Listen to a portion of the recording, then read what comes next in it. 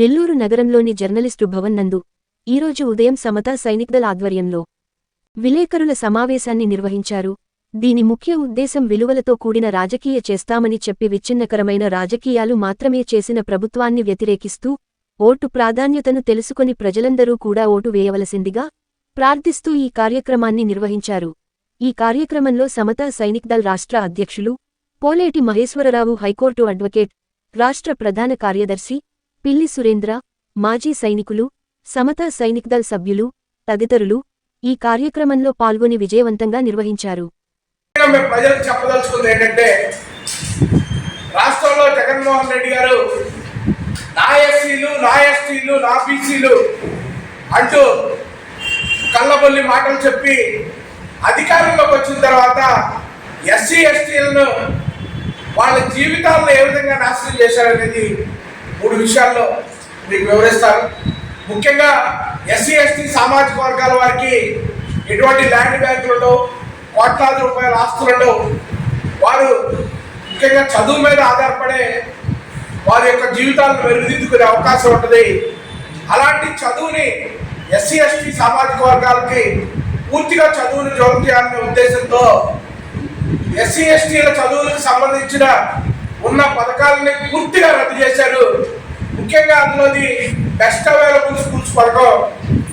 ఆ పథకంలో భాగంగా 1,40,000 మంది పిల్లలు చైతన్య, నారాయణ, భాష్యం లాంటి ప్రైవేట్ స్కూళ్ళల్లో చదువుతుంటే వీళ్ళకి ప్రైవేట్ చదువులు అవసరమా అని చెప్పి చాలా దుర్మార్గంగా ఒక్క జీవోతో ఆ పథకాన్ని రద్దు చేసి 1,40,000 మంది పిల్లల్ని రోడ్డును పడేసిన దుర్మార్గుడు ఎవరైనా ఉన్నారంటే జగన్కొని ఉద్యోగాలు లేకున్న వాళ్ళు ఏదైనా ఆర్థికంగా ఎదగాలనుకుంటే ఏ కార్పొరేషన్ రుణాల ద్వారానో, ఎంఎస్ఎంఈ రుణాల ద్వారానో, లేదా ఎన్ఎస్ఎఫ్డిసి రుణాల ద్వారానో ఏదో ఒక ఇండస్ట్రీలో ఏదో ఒక చిన్న వ్యాపారంలో పెట్టుకొని బతుకుదాం అనుకుంటే ఈయన అధికారంలోకి వచ్చాక ఇప్పటి వరకు గత 5 సంవత్సరాల్లో ఒక్క రుణం ఇచ్చిన వ్యాపారం పోలేదు.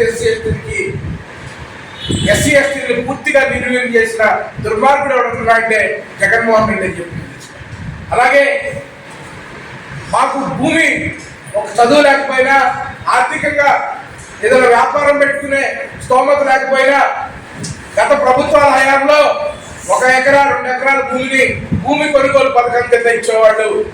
ఆ భూమి కొనుగోలు పథకాన్ని కూడా పూర్తిగా రద్దు చేసి, అవే కాకుండా రాష్ట్రంలో జగన్మోహన్ రెడ్డి ఎంత దుర్మార్గంగా వ్యవహరించారంటే సుమారు 1,37,000 ఎకరాల ఎస్ఐన్ భూముల్ని ఎస్సీ ఎస్టీల నుంచి బలవంతంగా లాక్కొని వాటిని జగనన్న కాలనీ పేరుతో ₹1 కూడా వాళ్ళకి కాంపెన్సేషన్ ఇవ్వకుండా పంపిణీ చేసిన దుర్మార్గుడు జగన్మోహన్ రెడ్డి. ప్రజలందరూ తెలుసుకోవాల్సి ఎదిగే ప్రణాళికలను దూరం చేశాడు, ఆ భూముల్ని బలవంతంగా లాక్కున్నాడు.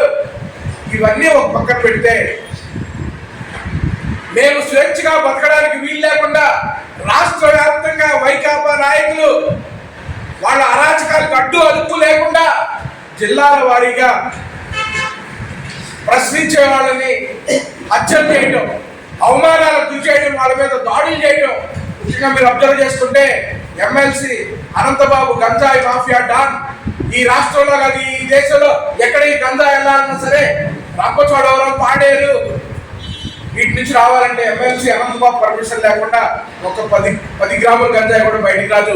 ఏదైతే ఎస్సీ ఎస్టీ సామాజిక వర్గాల ఓట్లు నమ్ముకునే జగన్మోహన్ రెడ్డి ఏదైతే ఈ ఎలక్షన్లకు వెళ్తున్నాడో ఖచ్చితంగా మీరు ఆ ఓటుతోనే బుద్ధి చెప్పి నువ్వు మాకు చేసిన అన్యాయం ఇదిరా, నీకు ఓటుతోనే బుద్ధి చెప్పామని చెప్పి మీ ప్రజలందరూ మీ ఓటు ద్వారా అతనికి తెలియచెప్పాలని చెప్పి కోరుకుంటూ సెలవు తీసుకున్నాను. జై సమతా సైనిక్దళ్.